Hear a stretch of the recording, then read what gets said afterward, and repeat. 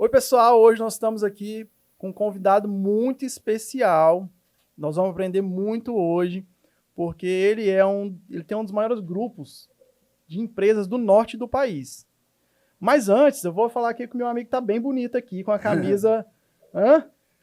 Vou agradecer aqui, primeiramente, ao Marcos Miranda, lá da BH, e a Gisele, a esposa dele, que agora a reserva também nos veste.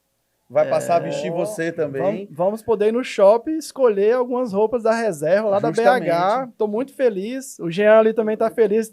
Ele vai ganhar também alguma coisa? Rapaz, acho que a gente vai ter que providenciar uma camisa para o Jean também. E agradecer também a FibraLink, que a nossa internet é FibraLink. E vai estar passando aqui algumas coisas da FibraLink, que é nosso patrocinador. Então, sem demoras, vamos apresentar nosso convidado. É o Reinaldo Zucatelli. Pronto. Aê! Seu Reinaldo, muito obrigado por ter aceitado o nosso convite, tá, para estar aqui. Isso já era um desejo, acho que até antes da pandemia, né, de ter uma oportunidade de fazer um novo bate-papo contigo.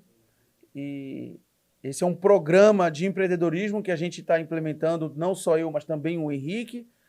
E graças também às nossas empresas, a gente acaba falando muito sobre empreendedorismo. Sim. E aí a gente resolveu, vamos chamar então algumas pessoas aqui para poder falar sobre empreendedorismo, sobre negócios, sobre carreira, sobre mercado.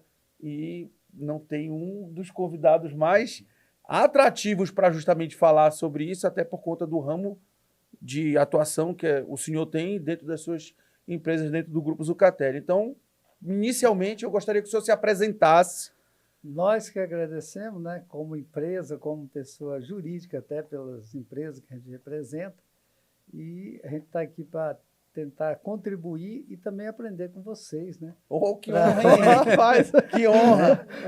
Olha, eu confesso que, assim, eu estou admirado do senhor estar aqui, porque eu fui numa palestra do senhor na Associação Comercial. Ah, sim. E a gente fica muito, assim, por causa do ramo automobilístico, sim. Eu achava que há uns 3 anos atrás, né? Eu achava que era mais que o senhor só tinha atuação nesse ramo. Quando o senhor começou a apresentação no PowerPoint, e Caetano, eu fiquei meia hora e não acabava as empresas desse homem.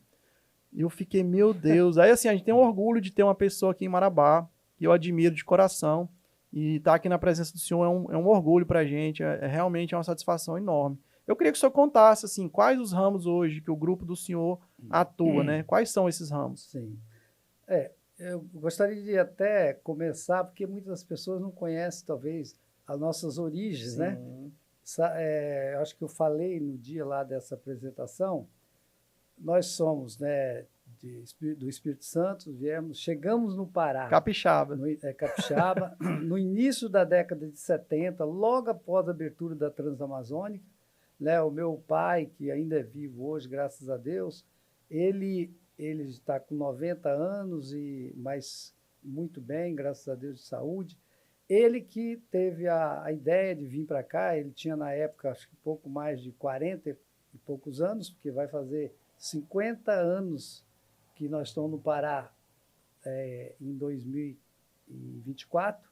Ele veio a primeira vez em... O senhor chegou em 74. Eu estava lendo no site do senhor. Pois é. E aí, foi bem na abertura da Transamazônica. E qual a ideia? É justamente abrir propriedades, né? Foi a primeira propriedade que ele comprou aqui, inclusive, em 1974. Essa propriedade hoje passou para a minha gestão, né? E nós estamos aqui nesse mundo, fazer igual ao outro. Eu falo sempre que nós não somos proprietários de nada, nós somos mordomos de Deus, né? Amém. Nós estamos aqui administrando, né, as coisas que Deus nos concedeu, né? E aí,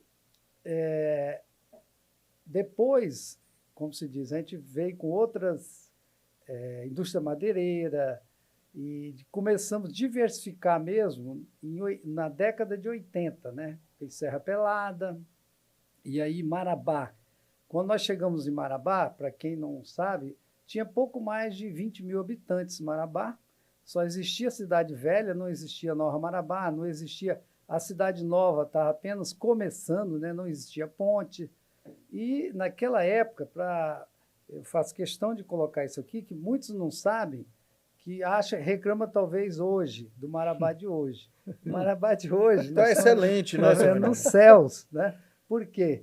Porque naquela época não existia um palmo de asfalto em Marabá, não existia energia elétrica. A energia elétrica era através de motor e só funcionava até certa hora da noite, até 10 horas. Então, 10 horas simplesmente desligava os motores.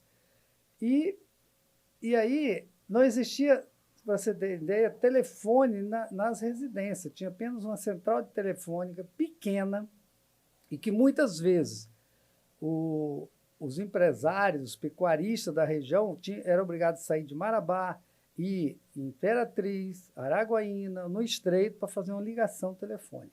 Imagina. Então, para vocês verem assim, a dificuldade que foi o início, que toda essa... Não é só nós, todas as famílias, né, de mineiros, capixaba, baiano, gaúcho, que vieram para cá naquela época, enfrentaram tudo isso. Fora a poeira, né? As donas de casa, então, enfrentavam um problema sério, que era a poeira nas ruas, não existia num palmo, igual eu falei, de asfalto, né? Eu tenho curiosidade, como que o senhor chegou aqui? Como é que foi, tipo assim, sair lá do Espírito Santo, com as estradas daquelas condições naquela época? Era verão, era inverno, o senhor entendia que aqui tinha... Porque lá para o Espírito Santo, o verão é em janeiro, né? Sim. E aqui é o contrário. Então, assim, como é que foi isso chegar, assim, sair lá de Espírito Santo até chegar aqui? Teve atoleiro ou não? Muito. E eu não terminei de contar. Isso aí, como diz, aqui é verão, é chuva ou poeira, né? Águas ou poeira. Sim. Então, nessa fazenda, a primeira fazenda que o meu pai adquiriu em 74 aqui na região de Marabá, que é na estrada do Rio Preto, próximo à Vila Santa Fé, essa propriedade não tinha estrada. Vocês sabem, quem é mais antigo sabe que a estrada, entrando ali no 9, ia apenas alguns quilômetros e depois nós tínhamos que ir a pé ou de animal até a propriedade que ele estava abrindo. E somente no início da década de 80 que essa estrada passou pela nossa propriedade por iniciativa de fazendeiros, né, e principalmente, né, o nosso saudoso Mamed Mussi, que eu tive a oportunidade de colocar na Câmara de Vereadores de Marabá o nome dessa estrada municipal, Mamed Mussi, que foi um grande fazendeiro da época, que teve a iniciativa de colocar muitas máquinas nessa estrada por conta própria, não foi nenhuma iniciativa de governo, certo?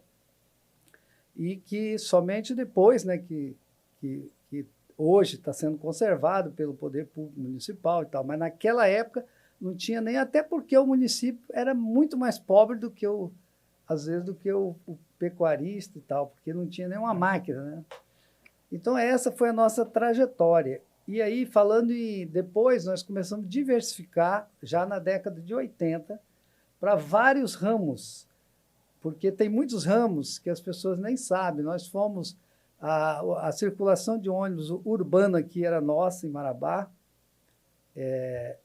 A distribuição de gás era nossa, nós adquirimos, inclusive, da Nessa época o senhor tinha quantos anos? Nessa época que o senhor está falando? Quando eu cheguei em Marabá pela primeira vez, porque quando eu vim, meu pai veio em 74, mas eu só vim aqui quando eu terminei meu segundo grau lá no seu pai veio primeiro. Lá no Maranhão. Maranhão, meu Deus. Lá no Espírito Santo. E aí... Ele está confundindo as empresas dele, que é Maranhão, Piauí, Tocantins, isso que eu ia é Amazonas. Aí ele está aqui, saiu um pouco do mundo do mapa. Saiu um pouco do mapa. E aí, quando eu vim a primeira vez, eu já tinha 18 anos. Então... E aí o senhor já tinha, então, concluído o ensino médio? Já tinha concluído o ensino médio. Então, antigo colegial. Colegial, antigo, eu fiz contabilidade na época, no segundo grau de contabilidade. Fazer datilografia, né, naquela época. Tem muita gente que não sabe o que é datilografia. Sabe o que é, Jean? Datilografia? Então é velho. Jean, até velho. Para você ter uma ideia, datilografia, ou é 1 hora por dia durante 6 meses, ou 6 horas durante 1 mês. Eu fiz 6 horas durante 1 mês. Imagina 6 horas datilografando. Né? Mas eu dou graças a Deus que eu tive um belo professor, era um pastor, e eu aprendi muita coisa, você vê, aprendendo datilografia hoje, tudo que eu sei de cartorário e de correspondência, declaração, tudo eu aprendi fazendo datilografia. Porque eu repeti tanto isso aí, que hoje eu tenho tudo Já na sabe. minha memória. Mas, ó, o senhor ainda não. É porque o senhor já respondeu 3 perguntas que eu ia fazer pro senhor. Mas aí eu quero que a gente fale do hoje, né? Porque o pessoal que tá assistindo a gente não tem noção de quantos ramos, né? De Sim. quase a ramificação que se tornou isso hoje, né? É. Hoje o senhor tá no ramo automobilístico. Hoje nós estamos no ramo automobilístico, no ramo de pecuária, tanto na parte de corte, né, que é boi para frigorífico, que de cria e recria engorda, como também no melhoramento genético. Tá? Nós estamos há mais de 20 anos já no melhoramento genético, 20 anos, com cara. várias raças. Né? Hoje, por exemplo, eu sou do conselho da BCZ, a BCZ, né, que é a Associação dos Zebuína do Brasil, uma associação de 104 anos, a maior do mundo. Né? Nós temos esse privilégio, é uma informação que eu queria passar também, de ter hoje a associação maior do mundo, onde nós fomos na Índia, nós, eu digo, pecuarista, né? Na época, há 100 anos atrás, pecuarista de Minas Gerais, principalmente da região de Uberaba, foi à Índia, trouxe genética, trouxe boi naquela época de avião, trouxe gado de avião, desembarcou no Rio Grande do Norte, primeiras remessas, e hoje, isso que eu queria falar, para você ter ideia, os indianos estão vindo no Brasil buscar a nossa genética, que nós melhoramos o melhoramento. Porque nós melhoramos tanto que hoje a BCZ recebe inúmeros países que vêm aqui buscar. E a Índia, como foi aqui, emprestou essa genética para nós, onde hoje o rebanho brasileiro é do jeito que está, um dos primeiros do mundo, né? 220 milhões de cabeças, graças ao Nelore, que é uma raça zebuína vindo da Índia. Olha só, Caetano. Sabia disso? Eu sabia da forte atuação do grupo na parte do Nelore, inclusive o seu Reinaldo é um grande apoiador das atividades também do Rotary, graças aos leilões, né, que o grupo Zucatelli realiza. Ele abre lá o espaço para que também possam os participantes lá, os compadres deles lá do meio do agronegócio possam fazer doações para que com essas doações o Rotary adquira os recursos para comprar mais cadeiras de rodas para poder fazer as doações que o Rotary também faz. E o seu Reinaldo já faz isso com a gente lá no Rotary já há muitos anos. Verdade. E o seu Reinaldo, o irmão do seu Reinaldo já foi presidente do Rotary. Então, e ainda tem mais, já tem essa ligação conosco lá no Rotary. Além disso, aí tem o reflorestamento. Aí não tem isso? Dentro do nosso ramo do agropecuária, nós fazemos, por exemplo, hoje já fazemos uma boa parte de plantio de milho para nosso consumo, tanto na silagem para o gado, como também de grãos para fazer ração. Certo? E fazemos a parte de reflorestamento, certo? Reflorestamento puro, que nós temos mais de 1.000 hectares. Nós tínhamos temos uma fazenda em Bom Jesus, que tinha aproximadamente 800 hectares de eucalipto, e na fazenda Sororó a gente tem uns 100 a 200 hectares de eucalipto e outros de teca, certo? Só que hoje nós estamos fazendo também a integração lavoura, pecuária e floresta, né, que é o grande apelo hoje, né, tanto do Ministério da Agricultura, né, para poder isso intensificar mais, porque isso aí você consegue na mesma terra, que isso nós já fazemos, né, planta milho, já planta o capim junto e já planta a floresta. É lógico, com espaçamento para você, logo que tirar o milho e que tiver em condições, já botar o gado e com sombra, né? Então, você tem um bom-estar animal com esse aspecto. Então, isso nós já estamos fazendo já há alguns anos e cada dia nós estamos querendo intensificar mais, né? Porque nós trabalhamos muito nesse aspecto do bom-estar animal, né? Alguma janela, seu Reinaldo, para entrar na soja? No grupo? Nós já estamos pensando na soja com certa cautela, né? Porque parece que esse negócio de soja foi feito mais para gaúcho do que para capixaba, porque gaúcho que gosta muito de lavoura, né? Mas nós estamos vendo já para fazer alguma parceria para iniciar, né? Alguma coisa nós já estamos pensando, porque nossa região aqui não é 100% apropriado para lavoura, né? Porque nós temos muitas áreas acidentadas. Mas existe partes dela que pode ser aproveitada, então nós estamos querendo já. Desse reflorestamento que o senhor cita aí, tem algo de comercializado com a Suzano? Tem. Aqui com a planta esses Imperatriz? 800 hectares foi um plantio que nós fizemos com o consórcio com a Suzano, né? E na Fazenda Sororó, o nosso plantio é direcionado para aproveitamento próprio para nosso trabalho. Nós temos autoclave hoje na fazenda e nós fazemos as estacas, morão, madeira do que precisa na fazenda, aproveitando Para as fazendas do grupo, no caso. E fazemos todo na nossa autoclave, o tratamento para conservar mais e ter mais durabilidade, fazemos na propriedade. Até para a gente pular, né, um pouquinho da parte do agro, hoje são quantas fazendas entre associados e não associados, enfim? Nós temos umas 12 fazendas e que vai desde aqui de Marabá, Bom Jesus, Tupiranga, até Pacajá e Anapu. Então, nós estamos aqui até próximo de Altamira, né, nessa região, e fazendas que hoje está dividida, umas com melhoramento genético, como nós falamos, outras só com gado de produção comercial para engorda, para frigorífico, né?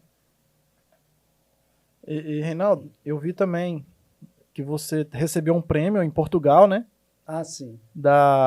Foi do Itaú? Do Banco Itaú, Eu vi uma foto. Aí você foi em Lisboa que o senhor recebeu? Foi em Lisboa. Portugal. E depois eu fui no Porto Madeira, né? Também, ah, tá. E aí, esse prêmio foi um prêmio, inclusive, que desde o início do Covid, da pandemia, já era para ter sido realizado. Aí foi prorrogado. Sim. Porque não fizeram a viagem, cancelaram. Não podia fazer na época. E foi feito agora, né? Então a gente recebeu. Isso foi em função da produtividade de financiamentos de automóveis, né? Uhum. Inclusive, nós tivemos a honra de ser um único do Pará, né? Que estavam lá nessa... Eu vi lá a foto do senhor. Foi. E assim, eu vi também que tem a parte para mineração também, que vocês... eu vi que tem uma foto no site, né? Que vai também, isso vai... É a sua empresa que vai fornecer, eu não sei nem se fala trator, que é tão grande lá o bicho que... XCMG, são, né? As máquinas pesadas para mineração. Aí já é um conceito só para mineração, no caso. Nós somos hoje revendedor da XCMG para alguns estados, né? E nós temos outras marcas também de outros estados, porque o meu filho hoje, o Alexandre, ele está mais na região da Amazônia, Manaus, no caso, com concessionária, algumas concessionárias, tanto de automóvel como de máquinas, e ele tem algumas outras marcas que está só naquela região, porque nós já temos de outros revendedores aqui. Mas tem outras marcas, além da XMG e da LS, que é trator agrícola, né? Que nós temos aqui nessas regiões nossas que a gente atua. Reinaldo, aí eu te pergunto, como que o senhor dá conta disso tudo? Bom, primeiro é que a gente tem, graças a Deus, construído nesse tempo bons profissionais para nos assessorar, né? Para a gente ter condições como se diz, de muito trabalho, né? Sim. Que é uma coisa que depende de muito trabalho. O senhor conhece aquela parábola dos talentos? Sim. Eu considero que eu estou diante de um homem que é aquele que mais multiplicou os talentos que Deus deu a ele, né? Sim. Como que é o seu relacionamento com Deus, assim? Olha bem, nós somos cristãos, né? De origem católica, nós temos muito respeito, nós temos muita fé, acreditamos muito, né? E a gente não sai de casa se a gente não fizer as orações e pedir muito a Deus proteção, né? Porque a gente precisa todo dia, né? De proteção para poder continuar o trabalho e para poder manter os funcionários, né? Manter as coisas em dias, né? Não é Isso. fácil, é muita coisa, muita demanda, né? E a gente tem que ter muita força, muita coragem, muita É isso que eu fico determinação. pensando aqui, porque assim, eu tenho 30 lojas, mas é só ótica. Sim, eu sei, é uma atividade. Uma atividade É. só, é só ótica. E assim, tem dia que eu durmo e fico pensando, né? E é muita coisa, né? A gente tá com quase 100 funcionários. Parabéns. Então eu acredito, eu não sei, né? Uma pergunta. Hoje eu acredito que o senhor, eu vejo que o senhor é uma pessoa que gosta de trabalhar. Eu vejo que o Muito. senhor não, tipo assim, Não é não é pouco. o dinheiro, né? Ele já Não, de jeito nenhum. Eu vejo quando o senhor fala assim, ó, é os funcionários, as pessoas que estão com a Lógico. gente. Porque se fosse pelo dinheiro, o senhor já tinha parado há um bocado de tempo atrás, né? Não é por dinheiro, não, porque a pessoa, quando fazer igual tem, gosta de trabalhar, gosta de ver o desenvolvimento, então é o nosso caso, né? No meu caso, da minha família e do quadro nosso de pessoal, né? São quantos funcionários hoje ao total, o senhor sabe? Tem uma ideia ou não? Aproximadamente de 500 a 800 funcionários, né? No total, E né? essa questão que você falou aí, realmente, quando é uma atividade só, é mais fácil de Sim. você tocar.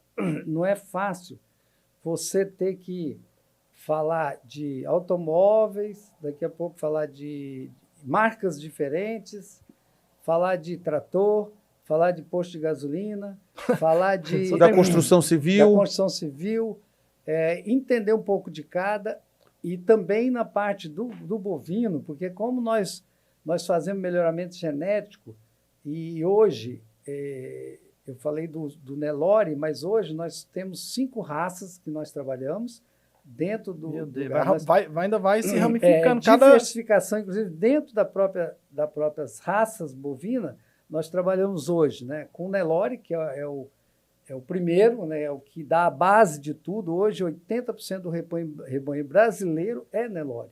Mas nós trabalhamos também com gir, para fazer o gir leiteiro e para fazer o girolando, para fornecer girolando para todos os assentados e que realmente precisa de alguma coisa, uma renda, ele tem condições de adquirir uma reis nossa de girolando, e isso é uma felicidade que a gente tem, que não tem nada, não deve nada ao que produz em Minas Gerais, porque nós fazemos todo, é de FIV, né, fecundação in vitro, é embrião.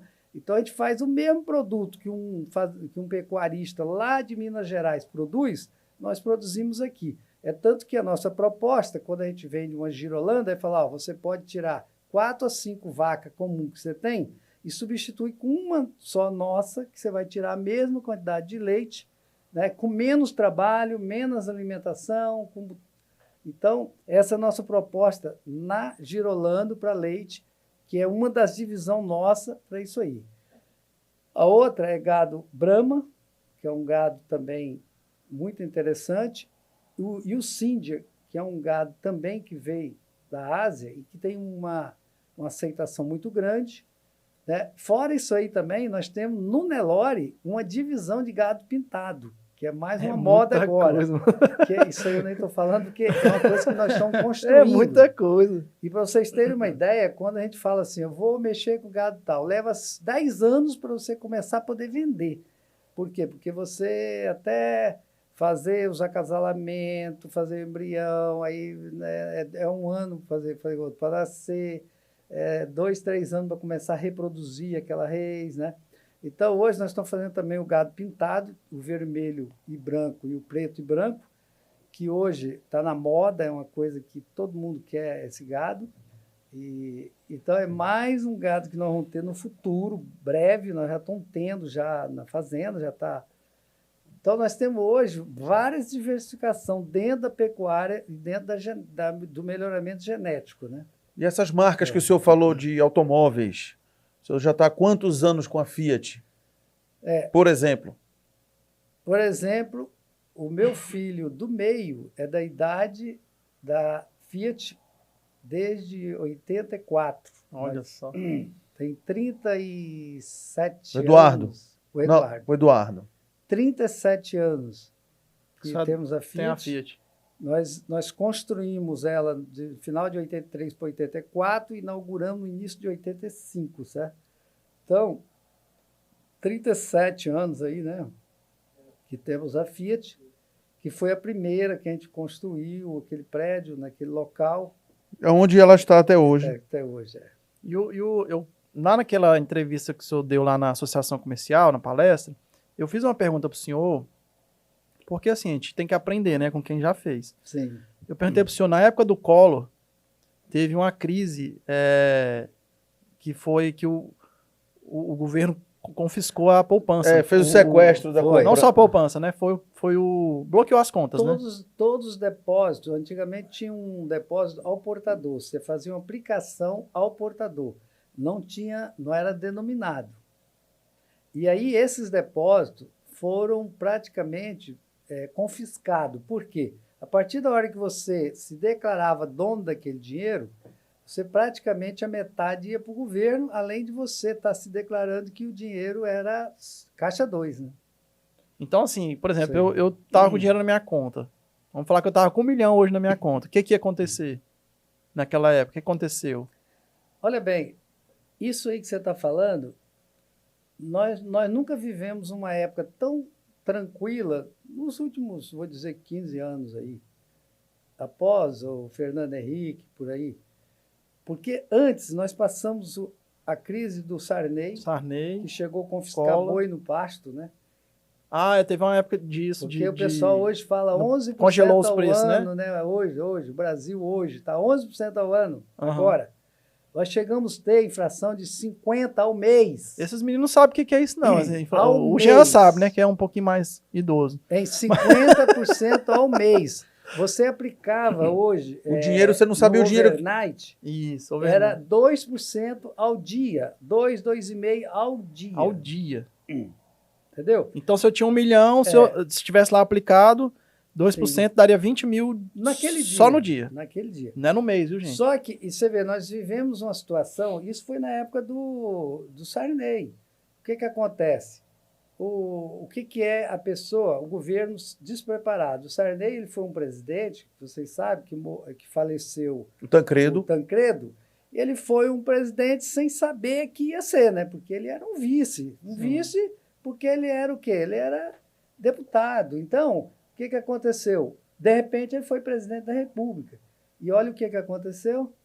Uma inflação galopante de 2.000%, gente, ao ano. 2.000%. Você sabe o que é isso?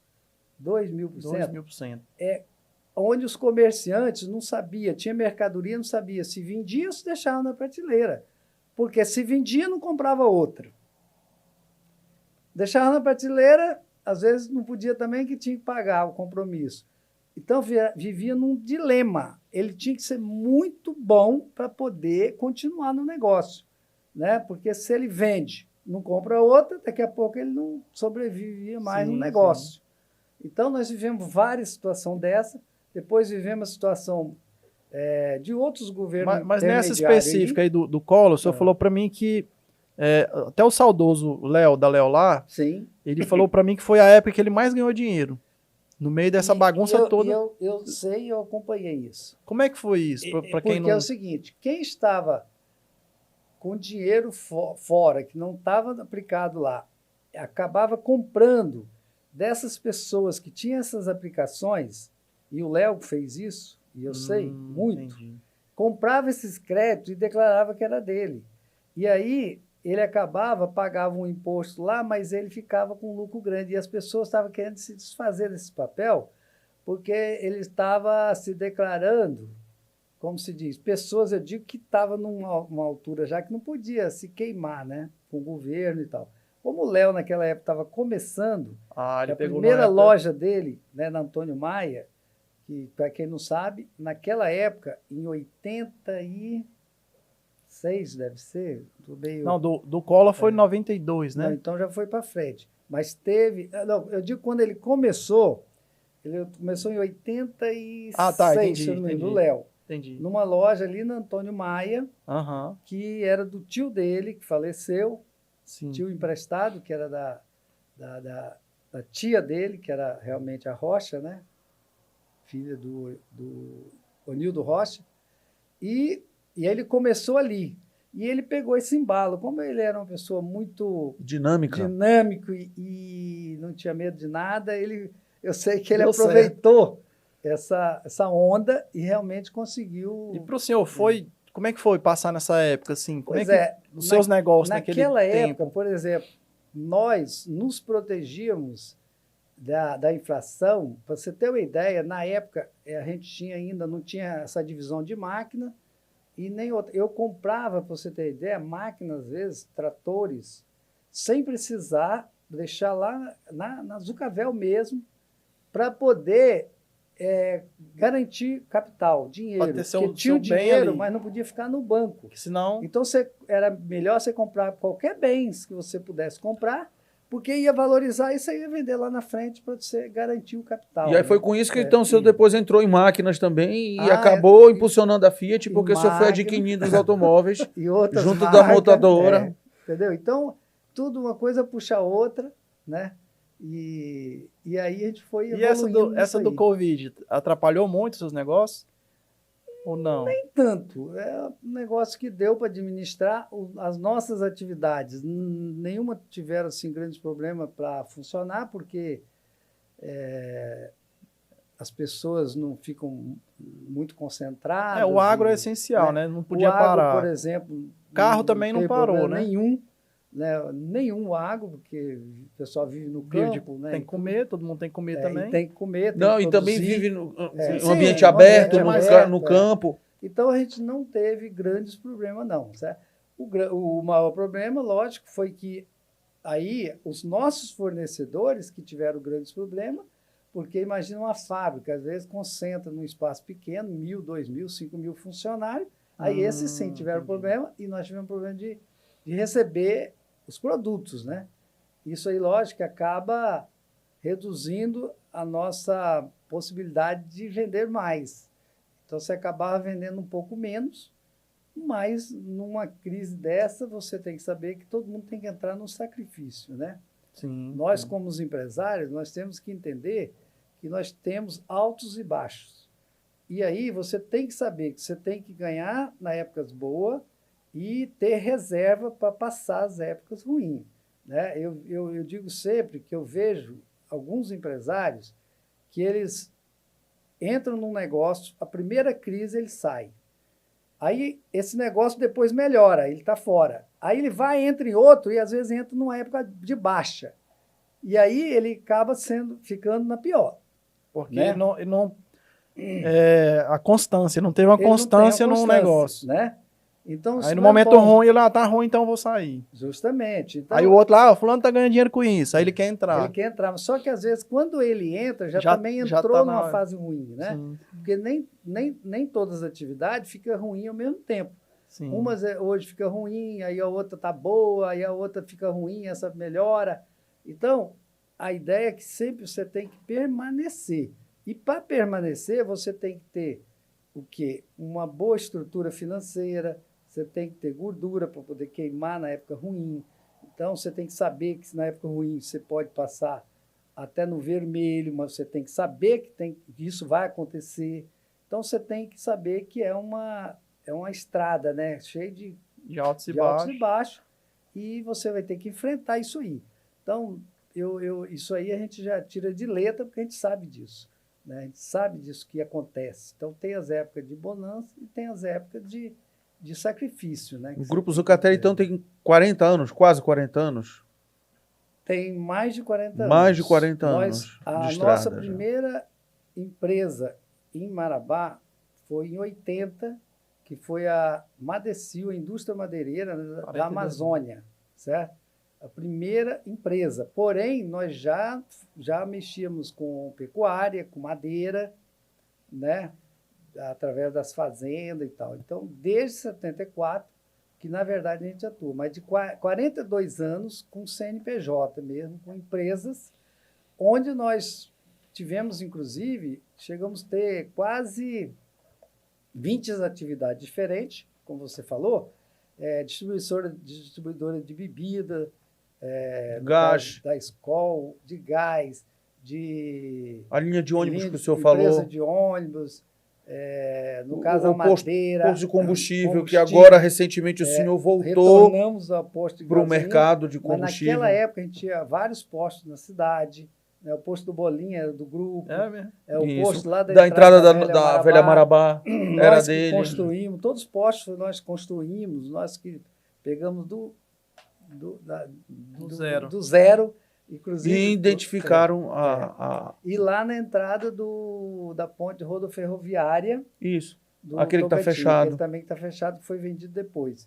Porque o grupo, só para entender por que, porque nós fizemos em 89, eu me elegi vereador em 88, e acho que o grupo achou que entrou na política e tal, e fizemos uma divisão da sociedade. Então, cada um ficou com alguma coisa. Entendi. Aí uns ficaram com posto de gasolina, outro com madeireira, outro com distribuição de bebida e tal. E eu fiquei, na época, E aí o senhor ficou com a Fiat. concessionária. E depois que eu fui diversificando já de 89 para cá. Então o senhor voltou a diversificar Aí eu voltei- de 89 em diante, aí já só o senhor e a dona Regina. É, só a nossa família, né? Nessa época, o senhor já era casado? Já era casado. Que o senhor foi vereador? Já era casado. Eu casei em Marabá em 83. Né? 39 anos atrás. 39 anos atrás. Eu tenho 40. Eu tenho 40 anos em janeiro, que eu me casei em Marabá com a capixaba. Isso, Renato, dá um conselho pra gente aqui, que nós estamos começando a estrada no sentido do casamento, Sim. né? O senhor tem uma longa estrada, né? Sim. Qual é o segredo para chegar igual o senhor, ter 39 anos de relacionamento? Isso aí... E a esposa É. é o braço direito dele dentro do Já me falaram negócio. que quem trabalha é ela. Eu vejo Diz que trabalha muito, né? Eu vejo muitos homens falar assim, não dá certo trabalhar o casal junto. Eu quero dizer para vocês que eu tenho 39 anos de casado, vou fazer 40 em janeiro agora do ano que vem, mas a Regina já trabalhava comigo antes do casamento. Ah, então o senhor... Ela Entendeu? trabalhava onde? Na Fiat, né? Na madeireira. Ah, então Entendeu? o Antes namoro do começou casamento. ali Ela trabalhava para o senhor? Não, na verdade, é uma longa história. Ah, O meu pai era muito amigo do pai dela, o seu Silvestre Avancini, e por coincidência, quando meu pai tinha muita ligação, ficava às vezes na casa deles aqui em Marabá, que eles mudaram para cá já desde 74. E aí, quando eu vim a primeira vez aqui em Marabá, eu fiquei na casa deles. da Regina, do pai... Do seu sogro. Do meu sogro. Pronto. Do então... Ele é vivo ainda ou Do não? então... Não, ele Já faleceu. faleceu. A Tá. minha O senhor sograzinha. o senhor E ficou aí, na nós casa do começamos então aí. companheiro, então conhecido lá do Espírito Santo. Justamente. Então, às vezes a pessoa fala assim, trabalhar junto é difícil. Depende, porque, na verdade, às vezes, quando os dois pensam iguais ou têm a mesma... quer aparecer, vamos supor, ou não, a minha esposa é diferente, ela é de retaguarda, Ela é mais reservada. ela não gosta de falar, não gosta de aparecer, vamos supor. Sim, sim. E eu sou mais de frente, da área comercial. Executivo. O executivo do grupo. Aí o que acontece? Isso aí dá muito certo. Um ajuda o outro. Então, eu boto o dinheiro dentro de casa e ela guarda. Ela Administra. Administra e faz com que... produzir. Justo. Né? Então, e dá muito certo por causa disso. Por outro lado, que eu digo no problema do casal que você está falando, primeira coisa que eu vejo, que muitas vezes o casal deixa... Eu fiz um encontro de casais já com os filhos, com 10 anos de idade. Eu me arrependo, na época, eu lembro muito bem disso, por que eu não fiz no primeiro mês de casamento? Tá? Fica a dica aí, né, pessoal? Fazer o encontro de casais. Porque o encontro de casais é uma coisa muito interessante. Isso tem dentro da igreja católica e tem dentro das igrejas evangélicas. É muito importante, porque tem muita coisa que você aprende que você, às vezes, vai ver que você errou depois, já de grande, no cuidar dos filhos, no tratamento da mulher, né, da esposa, né? na valorização da família em si. Sim. Então é muito importante isso aí. Eu aconselho todos fazerem encontros de casais e, se possível, logo depois de casado, porque isso vai ajudar muito no relacionamento, né, no entendimento, porque tudo que você vai ouvir ali durante 3 dias, que é uma sexta-feira, um sábado e um domingo, com certeza você não vai esquecer nunca. Né? Então isso é muito importante. E com referência ainda, falando de casal que dá certo, muitas vezes eu vejo homens que se matam de trabalhar e quando chega em casa, a mulher pensa que ele está na rua, bebendo, fazendo farra, e ela fica chateada. E quando você está junto, não vai nunca pensar isso, porque ela sabe que... Sabe onde é que o senhor tá, o que tá fazendo. Está trabalhando, tá, né? Aí, Jean, fica a dica aí, viu, Jean? Entendeu? Inclusive, eu vou contar um caso aqui. Conta um pode contar o caos. Eu vou contar o caos. Eu tenho um gerente, né, o Elmo, que ele diz um negócio, que ele andava muito nas fazendas e tal, e ele chegava às vezes lá de Anapu, cansado, de noite, aí passava ali, tinha aquele show ali na Transamazônica do... Marolão, é? Não, ali meu Deus do céu. É aqui do Eduardo. Stop Todd. Naquela época, 10 anos atrás, 15, sei lá. Isso. E aí, passava ali, via aquilo ali, aí chegava em casa, a mulher descansada, falava assim, vamos coisa dele, não, eu estou morto de cansado, não quero ir e tal. E certamente a mulher podia pensar, chegando agora, cansado, mas talvez não estava trabalhando, vamos supor. Uhum. Aí ele ali falou assim, nas próximas viagens eu vou levar ela. Levou, aí passando por ali também à noite, geralmente você sai de lá à tarde, chega aqui, né, 9 horas da noite, 10 horas da noite, aí tá lá a festona, né, num dia, ele virou para ela e falou, mulher, vamos em casa tomar um banho e vamos voltar? Aí ela falou, Deus me livre, eu tô morto de cansada. Nada melhor do que a prática, né? Então, eu aconselho também sempre prática. levar as mulheres, porque se você levar as mulheres também para o trabalho, né, ou para um local que você está desenvolvendo alguma coisa, e ela vai chegar... Tipo, vai fazer o trabalho de campo, né? Também. Vai fazer o trabalho de rua. Ela também vai ser companheira para ficar em casa e não ir para festa. Olha aí, ó. Aqui agora virou Reinaldo Zucatelli. Conselheiro amoroso. Agora sim, ele pode falar porque ele tem 39 anos junto. Então, tá melhor do que os coaches aí que só cobra caríssimo. Pronto. E aí ele pode falar porque ele... né, tem a prova viva tem aí, a prática aqui. Pois é. Então, essa sua trajetória na política, né? Porque, querendo ou não, o senhor foi vereador e depois o senhor foi vice-prefeito do município. Sim. Poderia hoje, talvez, ser vereador até hoje, como tem vereadores aí. Mas eu resolvi sair da vereança porque a gente viu que, infelizmente, embora nós éramos 5 da situação lá, ou melhor, 8 da situação, que na época era 13 vereadores, e 5 da oposição. Mas, muitas vezes, a minoria organizada é mais forte do que a maioria desorganizada. Olha. E eu via isso lá, tá? Via que poucos queriam realmente desenvolver um bom trabalho.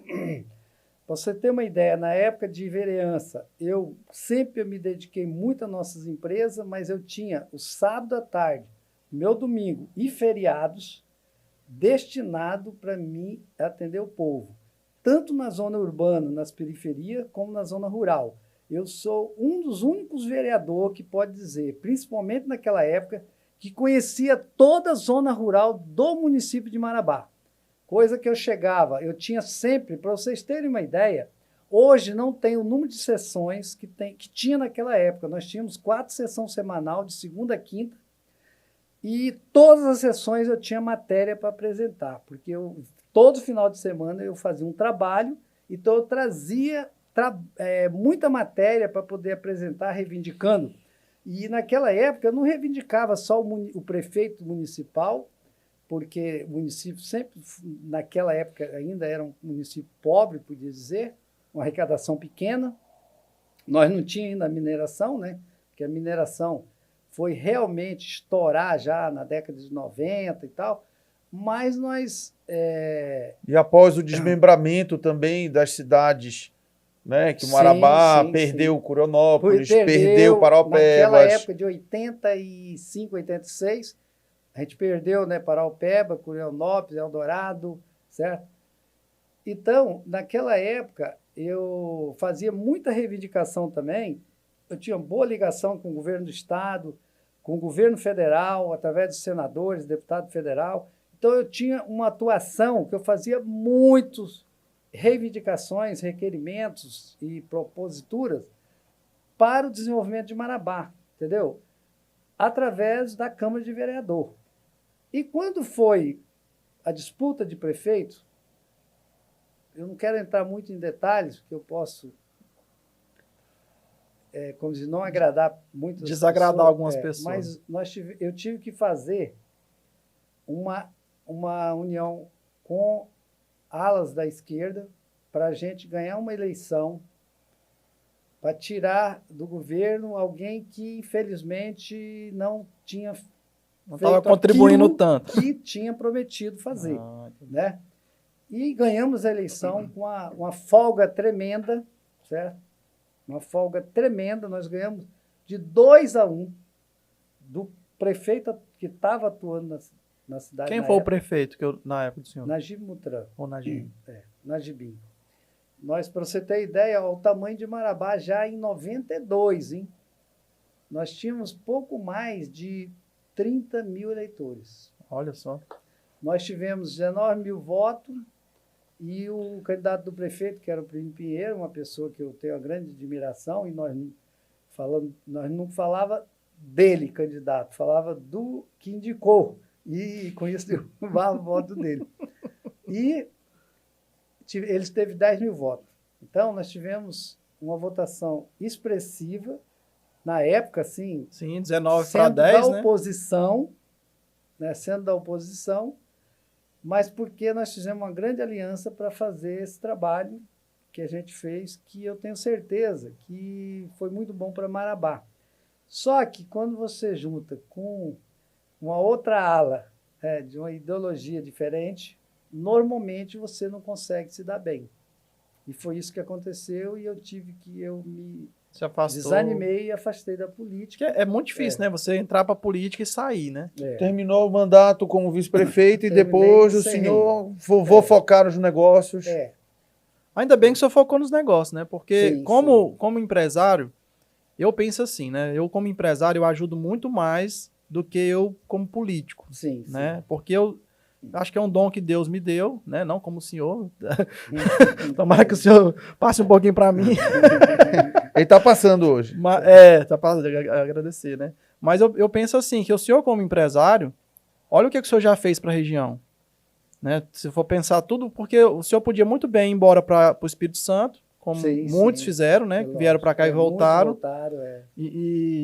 E hoje não, o senhor tem aqui, com certeza, emprega bastante gente, né? Então, assim, como empresário, acho que foi a decisão acertada, né? O que o senhor acha? Com certeza. A gente, por exemplo, nessa parte do agronegócio, que é a grande parte do nosso negócio hoje está no agro, né? Uhum. E eu sempre falo que, além disso, a gente tem feito uma grande contribuição, porque quando você faz melhoramento genético, você não está fazendo para você está fazendo para democratizar com os demais produtores da região, do estado e do Brasil. Eu já fiz leilão nacional, né? Vim de gado para vários estados. Então, você está contribuindo para o Brasil, para desenvolver. E quando você consegue sempre estar melhorando geneticamente alguma coisa, vai produzir, no caso do gado leiteiro, vai produzir mais leite. No caso da carne, vai produzir mais carne. E com isso, a tendência para tentar manter ou segurar um pouco os preços, porque quando falta produto, aí o preço aumenta muito, né? Sim. Então, eu acho que, de qualquer maneira, nós estamos contribuindo com isso aí, né? Gente, o Reinaldo, ele chegou aqui, ele falou que tinha um compromisso em 30 minutos, né? Então, nós já vamos encerrar em respeito aí, com certeza ele tem vários compromissos, né, Caetano? Então, assim, Eu gostaria de ficar muito mais tempo do lado da pessoa para aprender tanto, igual a gente aprendeu aqui. Mas eu vou deixar só uma última perguntinha aqui Sim, para sim, ele. vamos lá, Porque, pra gente- afinal de contas, né? Pergunta também aqui, a pergunta dos milhões, né? Que é o que a gente vai sempre estar fazendo aqui com os demais convidados. Se fosse para voltar atrás, seu Reinaldo, lá atrás, o senhor mudaria alguma coisa do curso da sua carreira, da sua trajetória como empreendedor, como profissional? Até porque eu sei que o senhor tem graduação em administração, depois já, com o passar dos anos, você... 50 anos. Entendeu? Fiz administração. Ele se formou em administração. Fez administração na vida real, né? Que é E aí ele pegou o diploma só para certificar, justamente, porque ele arrebentou na faculdade, inclusive. Então, dessa trajetória da sua carreira profissional, ou até da decisão, porque, afinal de contas, o senhor tem família também no Espírito Santo, o senhor poderia muito bem falar sim, não com certeza. vou ficar aqui. Então, como o senhor, assim também como eu, assim também como ele, nós somos adotados aqui por essa terra. Nós não somos daqui. Eu sou paraense, mas eu não sou marabaense. Entendeu? Eu sou belenense. Então, dessa trajetória toda, o senhor mudaria alguma coisa desse curso? Ou está tudo sob controle? O que o senhor podia dizer para a gente? Como se diz, eu acho que nada do que a gente fez teria mudança. E falando na trajetória nossa, uma das diferenças que eu digo, e eu aconselho sempre os empresários, eu digo sempre o seguinte, eu falo, inclusive, com meus gerentes, eu sento hoje em qualquer mesa de qualquer gerente e eu consigo desempenhar o trabalho de qualquer um. Tá? Por que isso? Uma coisa que eu quero colocar, eu nunca tive preguiça nem de trabalhar e nem de estudar. Eu nunca parei de estudar. Porque quando, por exemplo, você falar, eu faço genética há 20 anos, 20 e poucos anos. Mas genética não é simplesmente você contratar alguém para fazer. Sim. E eu sempre tive a preocupação, e aí eu quero deixar aqui essa minha, não sei se é conselho e tal, eu vejo empresários que às vezes têm alguma demanda e ele paga alguém e fala, ó, eu estou te pagando, resolve tal. Eu nunca fiz isso, porque se você, qualquer causa você tem que entender. Então eu aconselho, o empresário tem que conhecer todos os departamentos de uma empresa, desde a contabilidade, desde o RH, do departamento jurídico, né, do departamento comercial, enfim, todos do marketing, está aqui o rapaz do marketing. Eu nunca tive preguiça de sair daqui nos Estados Unidos fazer um curso de marketing, eu fiz vários. Eu fiz mais de 100 cursos eu sou formado, por exemplo, em factory, sou um dos primeiros formados em factory do Brasil. Eu ia montar uma factory, por exemplo, em 92, há 30 anos atrás, eu ia montar uma factory. Mas eu falei, eu não quero montar um negócio para trocar cheque para os outros e nem correr risco de vida. Porque, né? Ainda mais em Marabá. Então, eu fui a São Paulo, fiz um curso de factory, eu sou diplomado hoje em factory, e quando eu cheguei em Marabá, simplesmente eu não montei a factory. Porque no meu negócio, eu falei, eu vou render mais do que eu ter que botar dinheiro na mão dos outros. Eu vou render nos nossos negócios, e assim que eu fiz. Eu comecei a financiar os meus clientes, em vez de eu financiar clientes de outros ramos. Então surtiu efeito surtiu o curso efeito, só que eu factory. não fiz. Você não abriu a factory, mas utilizou todo o conhecimento. Porque, para quem não sabe o que é uma factory, hoje existe factory que troca cheque, empresta dinheiro, e não é isso. Factory é compra de crédito mercantil. Então, a partir da hora que você comprar um crédito mercantil, que é uma venda de alguma mercadoria, de alguma empresa, você passa a ser o dono legítimo e você não pode devolver isso mais para quem te vendeu. Você passa a ser o dono daquele crédito. E eu vejo hoje factory no Brasil, que pega um título nosso, de alguma empresa que vendeu algum produto para nós, e quando eu vejo lá, factory tal. Ele não poderia nunca fazer isso, Para ser factor, você para comprar um crédito, você tem que ligar para o credor, para o devedor, quer dizer, e saber dele se ele realmente tinha comprado aquela mercadoria, se realmente ele a recebeu, se ele realmente a data e ele tá em condições de pagar. E se o devedor disser qualquer coisa negativa, ele não pode comprar aquele crédito, porque se ele comprar, ele está entrando numa fria. Mas não é isso que acontece. Mas muitas vezes é falta de preparo, certo? É falta de preparo. Então, eu fiz esse curso na época, há 30 anos atrás, em 92. E eu fiz N cursos. Eu falo sempre, quer ver? Tem gente que fala, o meu departamento, por exemplo, jurídico, quem comanda sou eu, tá? Porque quem sabe dos fatos de qualquer causa somos nós, que vivemos no dia a dia. O advogado, ele sabe da parte jurídica. Então, você não pode entregar uma causa para um advogado e simplesmente assinar uma procuração e deixar ele protocolar o que ele bem entender. Sem ler, sem fazer nada. Você tem que ler. Ler a peça que ele está fazendo. Por quê?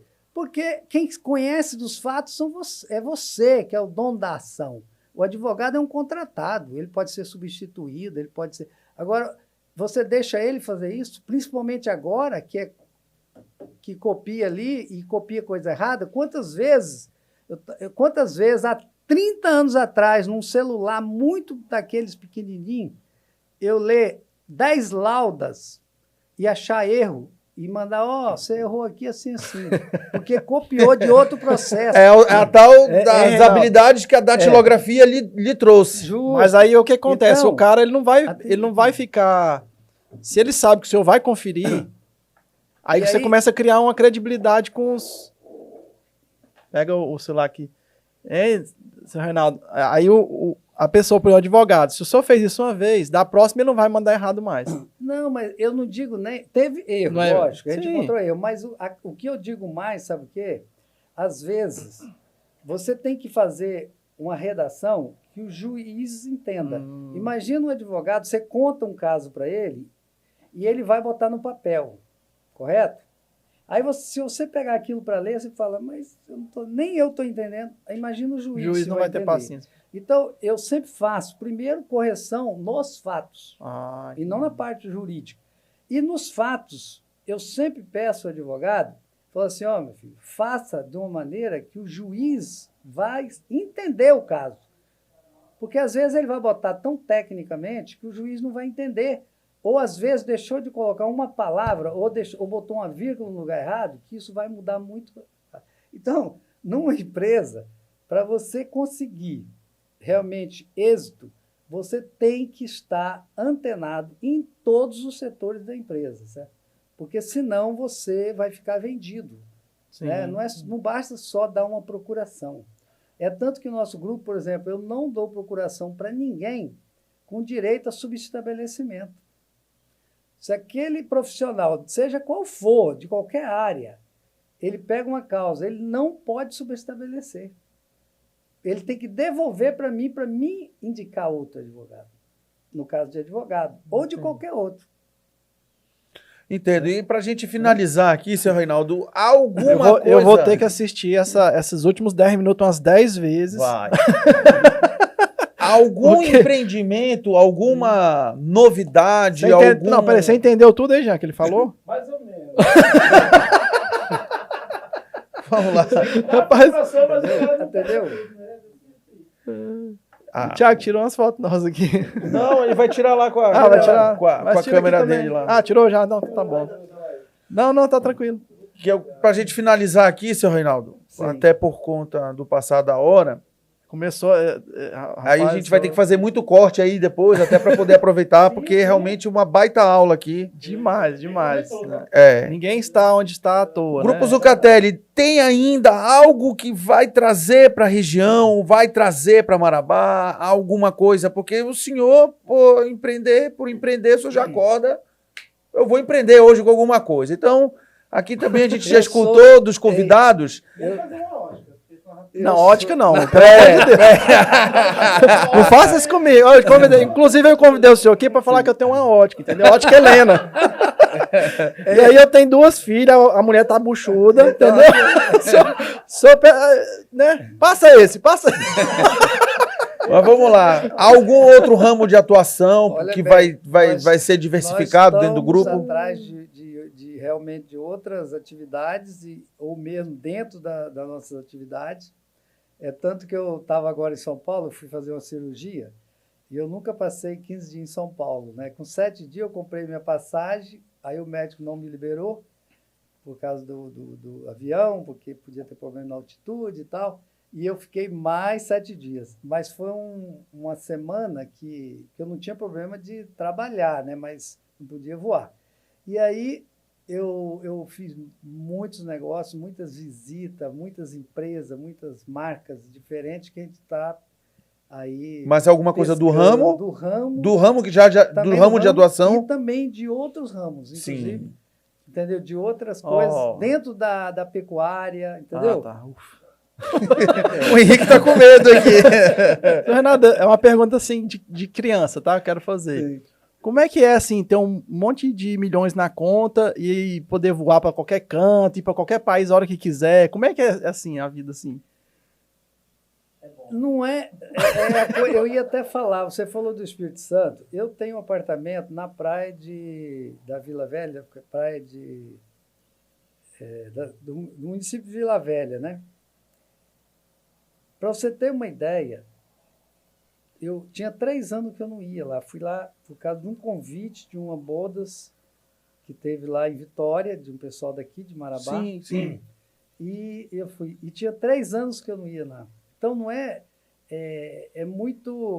não é fácil, o problema de tempo, né? De agenda mesmo.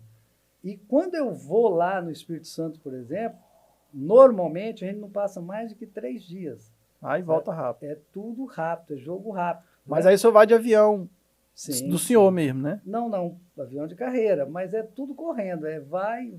Quando o senhor fala avião de carreira, é qual? É o companhia da Gol? Tá? Não, o senhor tem que ir no seu avião, não aceita isso. Não faça isso comigo.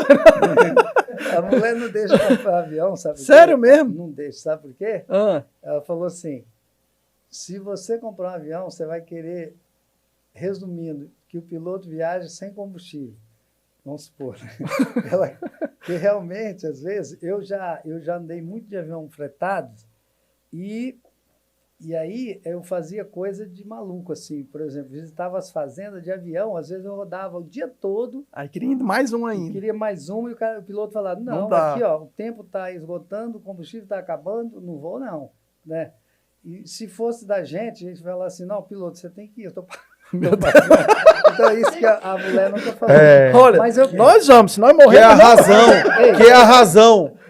Mas Ela é a é a razão. razão. E o senhor é a emoção. Justamente. Isso Entendeu? Mesmo, isso mesmo.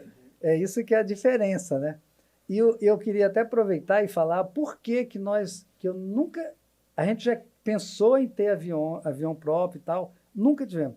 Porque nós moramos numa cidade que é poucas no Brasil, que apesar de que tem os 4 modais de transporte e que tem aviação que eu conheci desde quando eu cheguei aqui, há quase 50 anos, que nós tínhamos a Varig aqui, já pousava Boeing aqui naquela época. E há poucos anos atrás, para quem não sabe, eu falo isso, as pessoas às vezes ignoram, nós chegamos a ter 32 voos em Marabá. 32 voos diários. Aí o cara fala, mas 32? Diários, Vou né? dizer por quê. Porque tinha as 3 companhias, que faziam em média 3 voos cada uma, 3, 4 voos, e nós tínhamos as 7 táxis aéreos, que fazia 15 a 16 voos aqui, porque fazia todos os voos regionais, começando de Goiânia e Brasília, né? Vinha E fazia toda a região, Tucuruí, Altamira. além de fazer a compensação dos bancos. Sim. Fazer a compensação Entendeu? para os Então, bancos. Nós moramos numa cidade privilegiada, né? Marabá é privilegiado nisso aí. Naquela época, você não precisava marcar passagem, você podia ir para o aeroporto, e você ia viajar, com 1 hora ou 2 você viajava, você tinha voo quase de hora em hora, para algum lugar. E aí, com isso, e eu digo sempre aos nossos amigos, concessionários, por exemplo, do interior de São Paulo, que eu chego primeiro lá numa reunião em São Paulo do que eles no interior.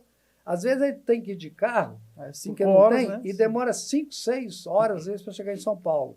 E se eu pegar um voo aqui na madrugadinha, cedinho eu tô lá e eu venho dormir em casa ainda. Volta no mesmo dia, né? Tá? Que eu já fiz muito disso aí, em São Paulo, Brasília, né? Você ir e vir dormir em casa. Então, para que você precisa de um avião?